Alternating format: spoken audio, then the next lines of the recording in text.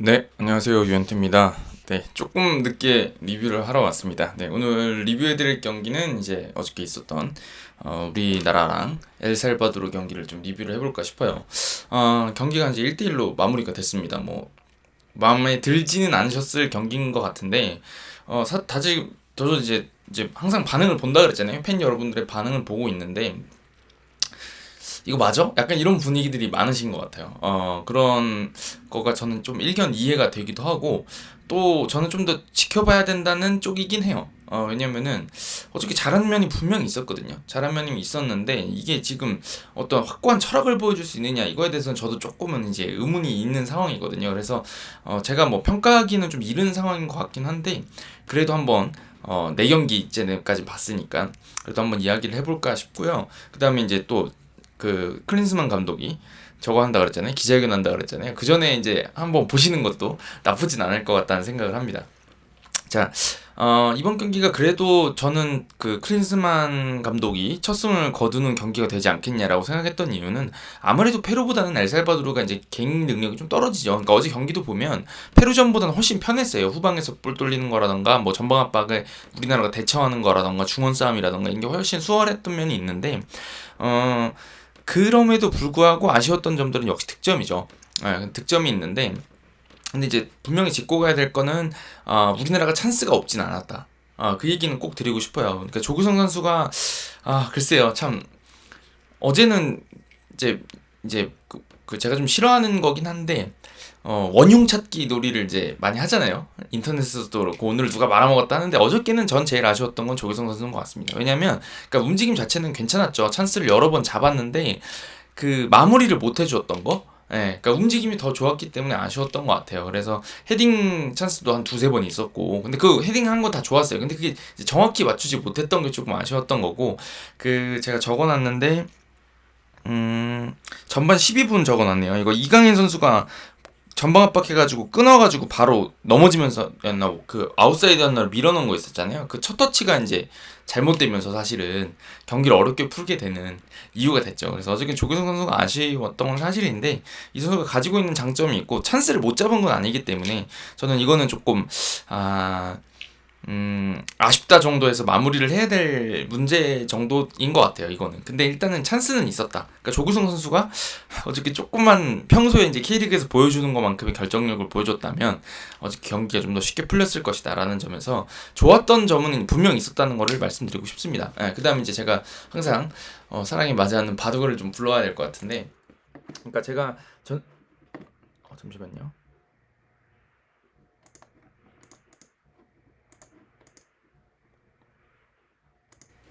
네, 지금 목소리 들리시죠? 저 마이크가 지금 잠깐 꺼져가지고, 제가 바둑아라고 잠깐 얘기를 드리려고 하는 게 뭐냐면, 어저께 이제, 저는, 전체적으로는 그 전반전에 특히나, 괜찮았다고 생각했던 이유는 일단 전술 수정이 됐어요. 그러니까 지난번에 4-4-1 한번 시도를 해봤잖아요. 페루전에서. 근데 그때 사실 중원 싸움에서 좀 버거운 감이 있었죠. 전방에 두 명이나 있다 보니까. 그러니까 이번 경기에서는 4-1-4-1 형태 혹은 뭐 4-2-3-1 형태 이걸로 이제 형태를 바꾸면서 아무래도 허리 쪽에 조금 힘을 주고 나왔다. 저는 이것도 괜찮게 봤거든요. 근데 거기에 더해서 하나 좋았던 게 이게 벤투 감독도 자주 썼던 거고 뭐 사실 아주 되게 새로운 전술들은 아닌데 그래도 좋았던 게 어저께 양쪽 풀백의 공격이 되게 활발했다는 느낌이 들죠. 그 전반 여기도 적어놨는데 8분 조규성 선수 쪽에 올라갔던 그 김진우 선수 크로스도 이 깊은 위치에서 여기서 이제 조규성 선수 쪽으로 그냥 크로스가 딱 올라갔던 장면이 있었고 설령우 선수 저는 전반에 되게 거의 베스트 플레이어로 뽑고 싶을 정도로 좋았는데 이강인 선수가 앞에 있고 뭐 황희찬이랑도 좋았고 여러 차례 찬스를 계속 만들어냈습니다. 그래서 주고받는 것도 많았고 중원하고 연계도 잘 되고 그 다음에 이제 어제 경기에서 잘 그 하이라이트는 안 나오겠지만 예를 들면은 이런 형태들도 많이 나왔거든요. 그러니까 공이 오른쪽에서 돌고 이쪽에 전개가 잘 되고 있으면 미련 없이 이제 설령우 선수가 올라가고 이 뒤쪽을 김진수, 박지수, 정승현이 이렇게 세 명 변형 스랩백 형태인 거죠. 어떻게 보면 이런 형태로 쓰는 경우들도 있었고, 반대로 이제 김진수 선수가 올라가면 설령우 선수가 들어오기도 하고, 그 다음에 이제 이쪽을 뭐 측면에 이렇게 나가 있다 그러면 김진수 선수가 그냥 이쪽에 막 그냥 올라가서 중첩적으로 가는 게 아니라 이제 중앙 쪽에 가담해 주기도 하고, 설령우 선수가 가운데 들어오기도 하고 하면서 이제 풀백들이 굉장히 위치가 유연하게 변하는 걸 좀 봤었거든요. 근데 이게 최근 전술 트렌드에서 숫자 싸움이 중요해진 전술 트렌드에서 굉장히 중요한 전술적인 요소인데 잘해줬던 거고, 이게 뭐 다른 장면들도 있었던 게 이제 설령우 선수가 공 돌리다가 이제 이 선수가 자꾸 따라다닐 거 아닙니까? 이렇게 맨마킹을 할 거 아닙니까? 그래서 이쪽에서 본인이 여기 그대로 서 있으면 패스가 들어가면 이렇게 계속 물리는 거예요. 그럼 이게 다시 뒤로 가잖아요. 그죠? 그러니까 요럴 때 요즘 쓰고 있는 전술들이 뭐냐면, 요렇게 공 잡고 있으면 이 선수가 여기서 그냥 계속 서 있으면 어차피 압박당하는 위치에 있게 되기 때문에 이럴 때 그냥 올라가 버리는 거예요. 그럼 이 선수가 어떻게 될까요? 그러면 따라 내려가야 되겠죠. 여기 이렇게 둘이 가버리면 이제 부담스러우니까, 자기가 안 따라가면 혼자 막아야 되니까 부담스러우니까 요럴 때 이제 요렇게 내려가 주게 되거든요. 그러면 이럴 때 이제 여기서 황인범 선수나 박용우 선수가 딱 튀어나와가지고 공을 잡는 거죠. 그러면 이 선수가 헷갈리겠죠. 얘를 잡아야 되나 얘를 잡아야 되나. 여기서 안 따라 나오면 이 선수가 따라 나올 수 있는데, 그럼 여기가 벌어지는 거고, 여기를 만약에 안 따라 나왔다 그러면 이 선수가 이렇게 붙는다라고 하면 이제 이쪽으로 나가는 겁니다. 그러니까 설령우 선수가 공간을 만드는 방식이 이게 되게 많았어요. 그러니까 본인이 여기 뒤쪽에 있다가 나 마크하는 선수가 있으면 여기를 이제 깊은 위치로 올라가면서 얘를 끌고 가고, 이 선수가 나와서 받게 되면 다시 가운데로 좁혀지게 되니까 그때 이제 본인이 조금 더 올라가서 깊은 위치에 잡는 거. 요런 플레이들이 잘 나왔거든요, 전반전에. 그래서 이강인 선수랑도 호흡이 굉장히 좋았고, 설령우 선수랑 2대1 받는 장면도 있었고, 이강인 선수 중거리 슈팅도 몇 번이나 때릴 수 있었던 이유에는 요런 것들이 다 들어가 있는 거죠. 그리고 전반 4분에 그 이재성 선수가 저는 슈팅이 아닐까 싶었는데 또 얼굴 표정 보니까 또 크로스 같기도 하더라고요. 근데 그 장면도 잘 보시면은 설령우 선수가 이쪽에 나와 있고 이걸 황희찬 선수한테 주면서 주고받으면서 이제 그 장면이 만들어지게 되거든요. 예, 나중에 한번 보세요. 여기 이렇게 있고 설령우가 깊은 위치에 잡으니까 이걸 아마 황희찬 선수가 잡았을 거고, 따라 들어오던 이재성 선수도 아마 꺾어줬나 그럴 겁니다. 그래서 이제 이쪽에서 설령우 선수가 공격에서 활기를 불어넣어주고 활로를 열어주고 했던 게 굉장히 좋았던 거죠. 그래서 제가 이제 전반전에는 진짜 골만 없지 내용 자체는 되게 좋았다고 생각이 들었어요, 솔직히. 예. 그래서 제가 사실 또 헷갈리는 것도 있는 겁니다. 그러니까 근데 이제 아쉬웠던 점들을 이제 조금씩 아쉬웠던 점들을 이제 한번 풀어볼게요. 이게 득점 장면하고도 연관이 있는 장면인데, 어저께 득점 장면을 그냥 뭐 공수 똑같으니까 이쪽으로 놓고 한번 생각해볼게요. 그 장면에서 이제 제가 그 장면 되게 좋았던 장면이라고 생각하는 이유가 뭐냐면, 그게 이제 제가 맨날 강조드리는, 특히나 K리그 얘기할 때마다 많이 말씀드리죠. 못하는 팀일수록 하프스페이스를 안 쓴다라는 말씀 드리는데, 어저께 한번 그 돌려보세요, 골 장면을. 진짜 전형적으로 하프스페이스를 털어먹는 팀이 어떻게 털어먹는지 나오는 건데, 그 장면 보시면 황인범 선수가 이쪽에 있었고, 여기 이제 그 장면 보시면 이쪽에 김진수 선수가 아마 올라와 있을 거거든요. 그래서 이쪽 풀백이 어찌됐든 풀백 깊이 올라와 있으니까, 그리고 김진수 선수 크로스를 봤잖아요, 전반전에 좋은 크로스를. 그러니까 이쪽을 잡고 있고 견제하고 있고, 이 선수는 여기 있는 황의조 선수가 뒤에 붙어 있으니까 공격수들이 있으니까 여기를 못 나오는 상황인데, 여기서 이제 황희찬이 움직이거든요.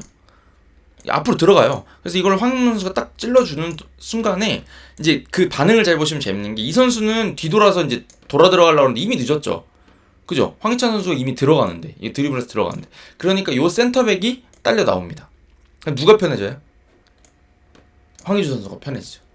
그래서 여기서 황희찬 선수가 밀어준 걸 놓고 이제 여기 공이 중앙 쪽으로 들어가니까 이제 막 호다닥 뛰어오는 거죠, 다들. 근데 여기서 이제 황의조 선수가 본인의 전매 특허와 같은 터닝슛을 가까운 쪽 포스트로 넣으면서 이제 득점에 성공하는 겁니다. 그래서 이게 하프스페이스에 쓰는 전형적인 그 장면 중에 하나였어요. 네.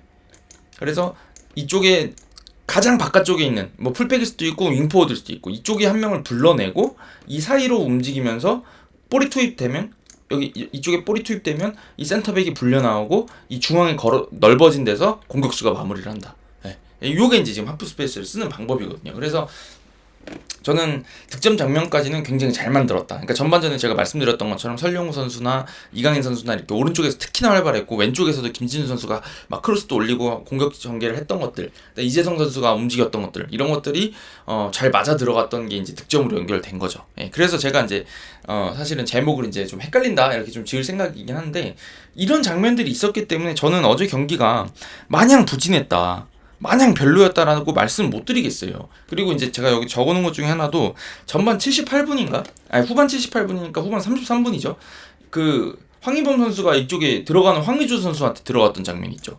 그래서 여기서 바로 때려가지고 골키퍼가 막았던 장면도 있고, 조규성 선수가 이거 원터치를 툭 돌려줘가지고 황의조 선수가 굴리듯이 때렸던 슈팅 장면도 있고, 65분이라고 써놨는데, 이런 것들이 보면은 이쪽에서 뭔가 만들어지는 장면들이 계속 있었거든요.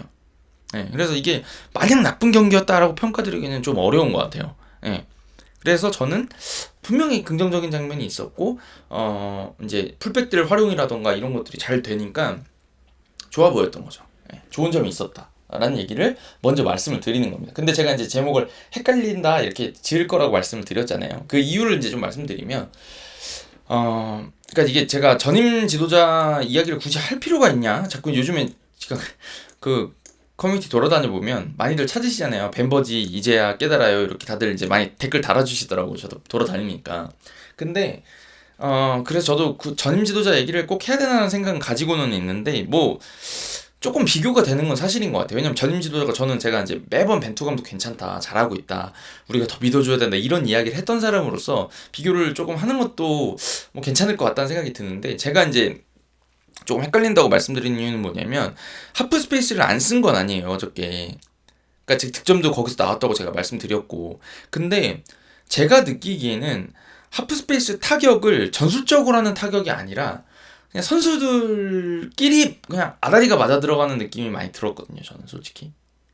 그게 어떤 상황에서 그러냐면, 김진수 선수가 크로스를 쓰는 거라던가, 이쪽에서 뭐 이강인이 왼쪽에 가 있을 때도 있고요, 혹은 여기서 접고 크로스를 올리던가 라고 하는 것들이, 결국에 저는 이거 이렇게 좋은 크로스를 가지고 있는 선수들을 보유했다고 하는 거는 장점이 결국에는 이 수비진 사이를 찢어놓기에 너무 좋은 무기인 거예요. 왜냐면 잘 생각해 보세요. 여기 있는 선수들이 크로스가 안 좋아요. 그러면 이 선수들이 굳이 여기를 불려 나올까요? 저 같으면 쟤네 크로스 안 좋아라고 한다 그러면 중앙을 지킬 것 같아요. 밋밋하게 들어오는 거 끊어내면 그게 더 편할 수도 있으니까. 왜냐면 여기 벌어지면 이 하프 스페이스 쓰는 게 너무 자명한데 이걸 굳이 억지로 막 이렇게 나갈 필요가 없잖아요. 근데 이제 이강인이나 김진수나 이런 선수들의 장점은 워낙 킥이 날카롭고 좋으니까 여기서 크로스가 올려도 막 핀포인트에 떨어지잖아요. 그러니까 이거 안 막을 수가 없거든요. 크로스 견제를 무조건 해야 돼요. 그러니까 어저께도 보면은 좌우에서 크로스들이 좋은 게 많이 올라왔기 때문에 이 선수들이 많이 이렇게 밖으로 나갔던 거란 말이죠. 그러면 이렇게 벌어졌을 때 우리가 여기를 써야 된다고 제가 말씀 계속 드리잖아요. 썼다고도 말씀드렸잖아요. 근데 제가 더 말씀드리고 싶은 거는, 이게 좀 하프 스페이스를 더 전술적으로 잘 쓰는 팀들은 뭐 물론 기회가 나서 여기가 이렇게 완벽하게 열리면 여기에 그냥 때리고 슈팅을 하는 경우들도 있죠. 예, 이게 뭐 틀린 건 아닙니다. 예, 더 좋은 거죠. 사실 더 좋은 거죠. 케빈 더브라이너가 맨날 쓰는 공간이 여기잖아요. 이렇게 있다가 갑자기 들어와가지고 여기에 지금 페널티 박스 안을 직접 들어와서 여기서 막 가까운 쪽 포스트, 먼 쪽 포스트, 막 오른발 왼발 다 되니까 막 때리는 거 아닙니까? 근데 이제 이게 어저께 엘살바도르가 그렇게까지 높진 않았잖아요, 수비 라인이. 이렇게 수비 라인이 높지 않을 때 쓸 수 있는 방법은 사실은 뭐 여기가 이제 미드필더들도 여기를 도와주러 오게 되잖아요. 이렇게 많이 내려가 있으면, 우리가 주도권을 특히나 잡으면. 이렇게 됐을 때는 저는 하프스페이스 쓰는 팀들이 좀 더 전형적으로 많이 쓰는 공간은 이 공간은 아니에요. 왜냐하면 여기서는 어떤 타격을 직접적으로 가하기가 쉽지가 않습니다. 이게 붙어있다고 했을 때. 근데 이럴 때 이제 제일 좋은 게 뭐냐면, 이 끝 라인 쪽으로 패스가 들어가면서 여기에 침투를 해서 들어가야지 좋아요. 왜냐면 이렇게 들어오면 조규성이 가까운 쪽 골대로 자르면 수비수들은 다 내려갈 수밖에 없죠. 그잖아요. 얘는 앞선에서 잘라먹는 거를 잡아야 되니까 일로 움직여야 되고, 이 선수는 헤딩이라도 딸까 싶으니까 붙어야 될 거 아닙니까? 그러다 보면 이 컷백각이 또 나요.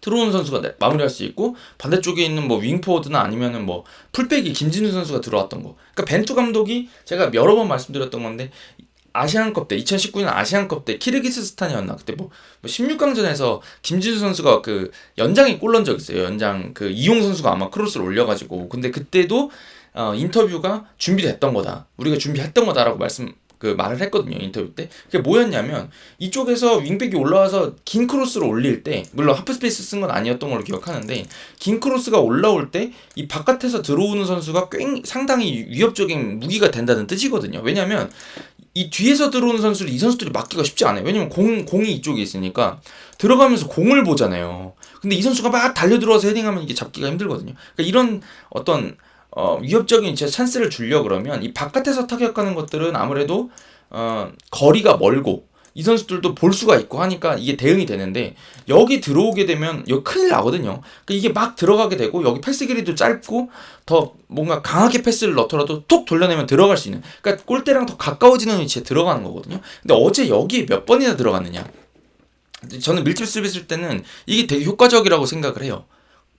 거의 골라인 쪽에 다 들어가서 가까운 쪽 크로스, 먼 쪽 크로스, 컷백 이걸 다 가지고 본인이 뭐 마무리할 수도 있는 거고 여기에 자주 들어가줘야 된다고 생각하는데 어저께는 여기까지는 되게 잘 가요. 그러니까 페널티 박스 바깥에서 한 여기까지 되게 잘 가. 근데 이 안쪽에서 뭘 만들었느냐에 대해서는 솔직히 저는 조금 의문이 있는 겁니다. 후반전에 그 제가 말씀드렸던 그 득점 장면이랑 78분, 65분 그 황의조 선수가 기민하게 만들었던 장면에서는 있었어요. 근데 그거 외에 전반전에 거의 안 나왔죠. 생각해 보시면. 근데 그게 이제 생각해 보면 전반전에 있는 선수들은 형태가 4-2-3-1이었잖아요. 뭐 4-1-4-1이던가. 그러니까 페널티 박스 안에 들어갈 수 있는 선수가 본인이 미드필더 성향이니까 전술적으로 약속이 안 돼 있거나 이렇다 그러면 자주 안 들어갈 수 있겠죠. 근데 이제 황의조 선수는 페널티 박스 안에서 움직이는 선수니까 조기성 선수랑 같이 움직이는 선수니까 이쪽에서 오히려 찬스를 잡을 수가 있는 거죠. 그러니까 이게 저는 효과적으로 쓰려고 했으면 미드필더들이 뛰어 들어가는 것들도 우리가 더 많이 해야 될 것 같은데 이게 원톱을 세워놨을 때는 그런 장면이 잘 안 나왔다는 거죠. 설령우 선수가 들어갈 수도 있긴 있거든요.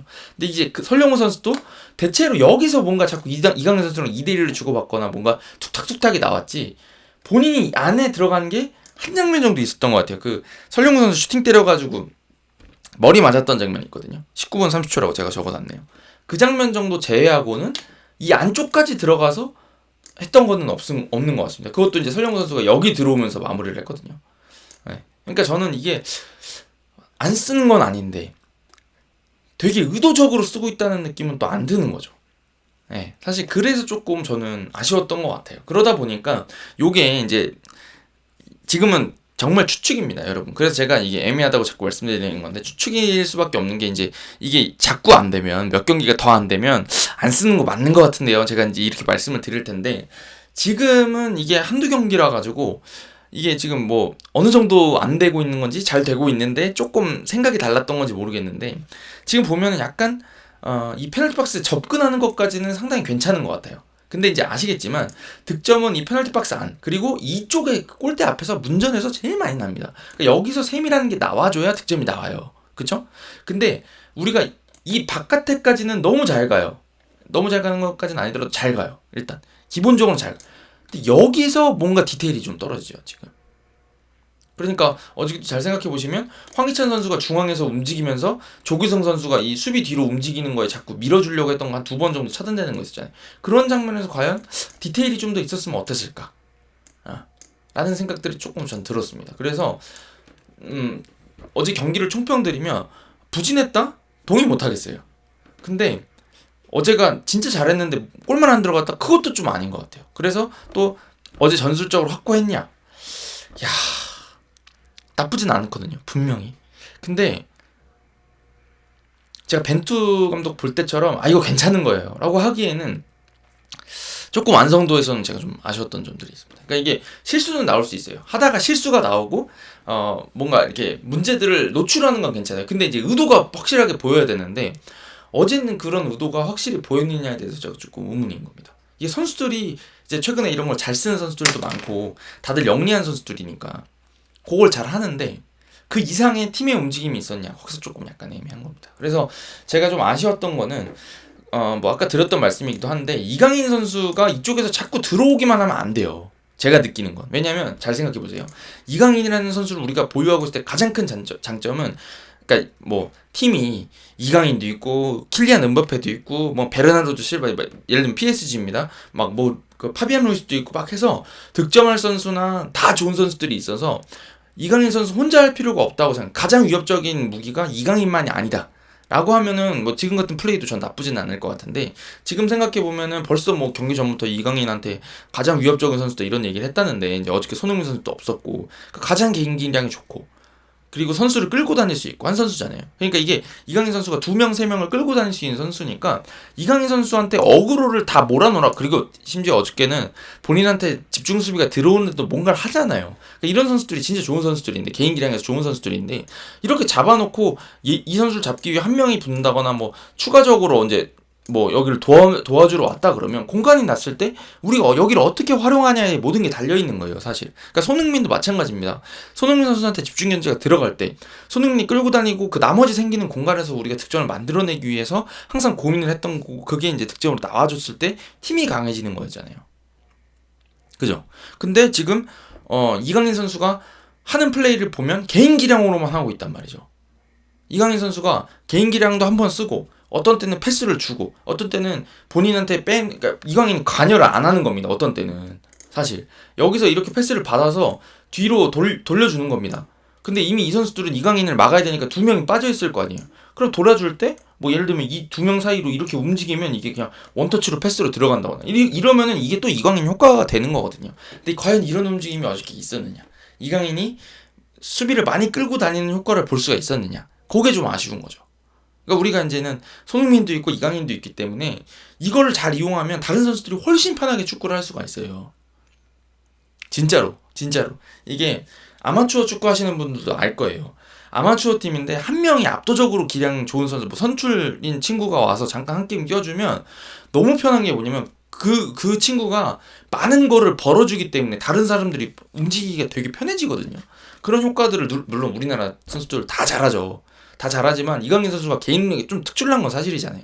그런 것들을 적절히 이용해주면 다른 특성들을 훨씬 이용할 수 있단 말이에요. 예를 들면 뭐 이재성 선수가 워낙 영리하고 많이 뛰고 부지런하니까 이강인 선수가 막 이렇게 끌어주고 있을 때 공간 찾아먹는 거 워낙 기가 막히잖아요. 이재성 선수가. 그러면은 둘이 시너지가 나는 거죠. 따지고 보면. 그리고 이재성 선수가 여기 자꾸 침투하면은 어떻게 되겠어요? 이 선수가 여기를 이렇게 맘 놓고 나오겠습니까? 못 나오겠죠. 못 나오면 여기 이제 이강인이 1대1 치는 거죠. 그러니까 이런 식으로 상대한테 더 어렵게 만들고 선택지를 자꾸 섞어주고 해야 되는데, 어제 이강인 선수 플레이를 잘 생각해 보시면, 야, 강인이 잘하네. 끝. 강인이가 잘한다를 넘어서서 이강인을 전술적으로 우리 팀이 더 확 극대화시켜서 이용하고 있느냐, 그거에 대해서는 조금 아쉬움이 남는 겁니다. 그래서 저는 후반전에 이강인 선수가 많이 안 보였고 설령호 선수도 많이 안 보였죠. 근데 뭐 설령호 선수가 제가 보기에는 뭐 다쳐서 그랬을 수도 있지 않겠냐라는 약간의 추측은 해보지만, 어찌됐든 전반전에는 엄청 활발했는데 후반전에는 뭔가 좀 조용했단 말이죠. 그리고 손흥민 선수 들어오고 박규현 선수 쪽에서 엄청 막 난리가 났죠. 이 왼쪽에 후반전 막판에 여기 쪽 공격 여기 쪽에서 다 됐거든요. 잘 생각해보면 제가 보기엔 이쪽에 조금 수비에 힘을 많이 줬던 게 아닌가, 그런 생각이 드는 거죠. 그래서 이쪽 쓴 거 뭐 틀렸냐? 틀리진 않았습니다. 근데 그렇다 그러면 이강인 선수 쪽이 많이 몰려있으니까 이쪽에 뭐 투입했다가 돌려 나와서 이쪽을 단번에 넘긴다거나, 혹은 뭐 이런 식의 어떤 이쪽에 수비가 좀 쏠려 있는 거를 잘 제어할 수 있느냐, 잘 이용했느냐, 그런 것들이 조금 전술적인 어떤 척도가 완성된 척도가 될 것 같은데, 그쪽에서 조금 아쉬웠던 게 사실인 것 같습니다. 그래서 어저께도 후반전 막판에 생각해보시면 이강인 선수가 여기서 드리블 치려고 그러면 꼭 2명씩 붙어있는 장면들이 나왔죠. 근데 저도 그걸 유심히 본 건 아니고 나중에 이 리뷰할 걸 생각하다 보니까 그랬던 것 같은 거예요. 그래서 이강인 선수가 후반전을 생각해보니까 계속 이쪽에서 그 협력 수비를 당했는데 이게 왜 그랬을까 생각해보면 이런 의미가 있었던 게 아닌가 싶거든요. 그러니까 저는 클린스만 감독이 조금 더 이런 디테일이 있었으면 좋겠다 라는 생각이 듭니다. 그러니까 손흥민과 이강인 보유국으로서 그렇지 않나요? 네, 그런 이야기를 좀 드리고 싶었고, 저는 또 하나 아쉬웠던 거는 꼭 말씀드리고 싶었던 게 뭐냐면 공격적으로 축구하는 거 좋습니다. 근데 저는 그렇게도 생각해요. 공격적인 축구가 단순히 공격수가 많아지면 공격적인 것이냐. 그러니까 예를 들면은 뭐 이런 거죠. 제일 공격적인 축구, 저는 벤투 감독이 되게 공격적인 축구였다고 생각하고 엄청 주도하고 본인들이 때려 잡는 거를 되게 좋아하는 축구를 많이 했는데, 투톱도 썼지만 원톱도 많이 썼거든요. 그렇지 않나요? 그런 점들을 잘 생각해 보시면 어저께 저는 이제 교체 카드 활용이 좀 아쉬웠던 거죠. 그러니까 왜냐면 전반전에 4-2-3-1, 뭐 4-1-4-1 그 형태로 좋았고 경기 운영이 좋았고, 그 다음에 공격적으로도 찬스들을 많이 만들었고, 후반전에 황의조 선수 투입한 거 그럴 수 있죠. 왜냐면 홈이고 우리가 이겨야 되니까. 거기까지 괜찮았거든요. 그리고 그때까지는 좋았던 게 뭐냐, 황인범 선수랑 그 황인범 선수의 체력이 좀 그땐 괜찮았던 것 같아요. 4-4-2 처음 쓸 때는, 바꿨을 때는. 근데 후반으로 가다 보니까 황인범 선수 지치게 되는 상황이 됐던 것 같거든요. 그러다 보니까 전후 간격 멀어지고 여기서 빌드업 한 다음에도 빨리 올라붙지 못하니까 간격이 벌어지고, 그럴 때는 이제 이렇게 해주면 편하죠. 그지 않아요? 여기를 황인범 선수가 내려오지 않게 해주면 되잖아요. 아니면은 덜 내려와도 되게, 이만큼만 내려오게. 저는 오영규 선수 들어올 때, 제가 뭐 오영규 선수 싫어해서 하는 얘기가 아니라 전술적으로 미드필더가 한 명 더 들어왔으면 어떨까라는 생각을 그때 했거든요, 사실은. 왜냐면 지난 페루전 때도 그 우리가 당했던, 노출했던 문제이기도 하니까, 중원 쪽에서. 근데 이제 이게 너무 사사이를 좋아하시는 게 아닌가 라는 생각이 조금 들었습니다. 그러니까 뭐 하다못해 뭐 이강인을 중앙으로 옮기고 윙포워드를 뭐 딴 선수를 뭐 박용우랑 그 손흥민 선수를 바꿔가지고 손흥민 선수 측면 보내고 이강인 여기다 내려놓고 아예 황영범 선수를 뒤에 놨다던가 홍현석이랑, 혹은 뭐 이렇게 그냥 바꿔버린다거나, 홍현석 이강인 이렇게 놓고 여기 황영범을 그냥 아예 수비할 줄 아는 선수니까 내려놓는다거나, 이랬으면은 조금 더 수비하기가 쉽지 않았을까라는 생각이 들고 역습도 덜 맞지 않았을까. 박규현 선수가 파울 주면서 했던 그 장면도 조금 수월하지 않았을까라는 생각은 조금 해봅니다. 그래서 근데 일단 이거는 사후적인 평가죠. 경기가 다 끝나고 드리는 평가라서 그게 뭐 제가 그런 생각했다 정도인 거지, 그게 뭐 어저께 뭐 그 1대0에서 이기고 있다가 1대1이 돼서 문제인 거지, 그 오영규 선수 투입해가지고 한두 골 더 넣고 3대0으로 이길 수도 있는 거잖아요. 공격적으로 나가가지고.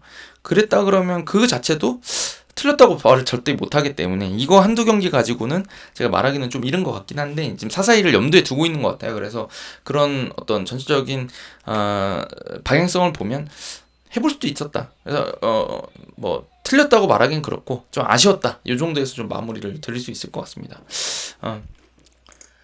그래서 이제 정리하고 갈까요? 정리드리면은 좀 이제 인터뷰 때 뭐라고 하는지 저도 좀 궁금해요. 왜냐면은 지금 하고 있는 것들이 저는 마냥 틀렸다고 말은 못 하겠는데 방향성 얘기를 한다고 한 것 같거든요. 그러니까 그런 것들을 좀 더 명확하게 들을 수 있었으면은 제 궁금증이 좀 해결될 것 같고, 질문을 제가 할 수 있으면 참 좋겠지만 질문할 기회가 얼마나 있을지 모르겠지만 현장에 있었다 그래서 하여튼 그런 것들이 있다 그러면 제가 조금 더 다른 이야기들을 한번 더 해볼 수도 있을 것 같아요. 그래서 제 생각에는 조금 더 우리가 세밀하게 상대가 수비적으로 탄탄할 때, 혹은 이런 때 지금 야프 스페이스를 활용하는 거라던가 풀백들하고 윙포워드하고 공격진하고 미드필더하고의 이 합 중에서 공간을 누가 어떻게 만들고 어떻게 끌어당기고 이런 것들의 어떤 좀 포석들이 조금 더 나올 수 있다 그러면 저는 클린스만 감독 역시도 벤투 감독 못지않게 내용도 있고 재미도 있는 그런 축구도 해볼 수 있지 않을까라는 생각이 듭니다. 저는 전반적으로는 일단 괜찮아요. 근데 이제 걱정되는 거는 이게 디테일이 점점 없어지면 이게 선수를 탄다는 얘기잖아요. 그러니까 지도자가 교통정리라던가 어떤 방향성을 제대로 주지 않으면 이게 지금 이제 방향성이 사라지면 선수들이 어느 순간부터는 제각각 움직이게 될 수도 있고 더 좋은 장면들을 못 만들고 자꾸 70점짜리만 내는 겁니다. 그 상황에서 80점, 90점짜리를 내줘야 되는 장면에서 계속 하던 대로 하다 보면 그냥 관성적으로 하니까 70점짜리만 계속해서 나올 수가 있거든요.